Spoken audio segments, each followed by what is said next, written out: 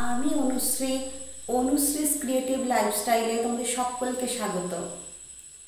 আজকে তোমাদের সাথে একটা বিষয় নিয়ে কিছু কথা বলবো।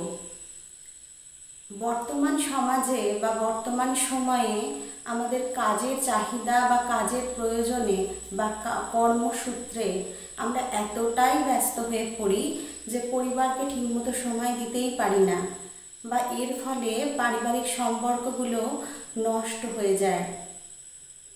কর্মজীবন এবং পরিবার এই দুটোকে ব্যালেন্স করে চলতে হয়তো সবসময় পারা যায় না, কিন্তু তার ফলে অনেক সময় অনেক কিছু ভুল হয়ে যায় বা সেই সময়গুলো আমরা ফিরে পাই না।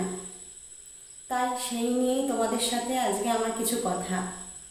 আজকের বিষয়, কর্মজীবনের ছায়া কি পরিবারে পড়ছে, অথবা কর্মজীবনের চাপে কি পারিবারিক জীবন ক্ষতিগ্রস্ত।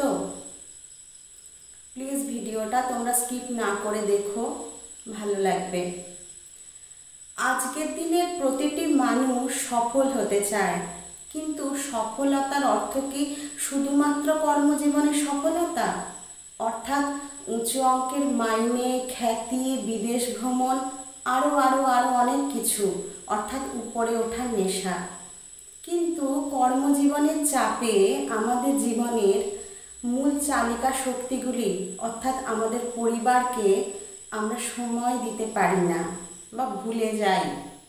এতটাই নিজের কাজের জায়গায় ব্যস্ত হয়ে পড়ি যে ছেলে মেয়ের অনেক ছোট ছোট আবদারেও আমরা হয়তো সামিল হতে পারি না। বাড়ি ফিরে ক্লান্ত শরীরে মনে হয় কালকে সময় দেবো বা কালকে ওদের সাথে অনেকটা সময় কাটাবো বা গল্প করব, কিন্তু সেটা আর হয়ে ওঠে না। এই আগামীকাল কি আমাদের জীবনে আদৌ আসবে কাজের চাপে, নাকি সেই ছোটার নেশা আমাদের নিঃসঙ্গ করে দেবে, একাকিত্বের করাল গ্রাসে আমরা বন্দী হয়ে যাব।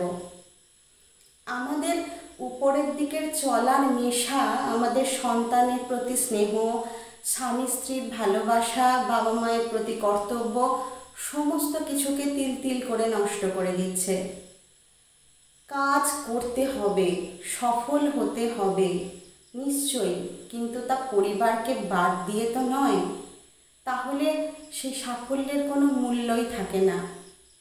তাই সময় বাঁচিয়ে রাখুন নিজের জন্য, নিজের পরিবারের জন্য। সফলতার ভিড়ে তাকে হারাতে দেবেন না। পারিবারিক সম্পর্ক হলো সাফল্যের মূল চাবিকাঠি। কর্মজীবনের পাশাপাশি আমরা তাকেও গুরুত্ব দেব।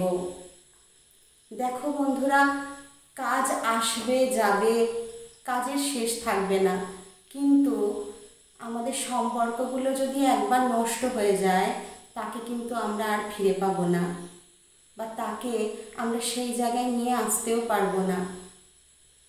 সুতরাং কাজ এবং পরিবার দুটোকে হয় ব্যালেন্স করে চলো, আর তা না হলে কাজের ফাঁকে ফাঁকে পরিবারকে সময় দাও, অথবা পরিবারের প্রায়োরিটি আগে।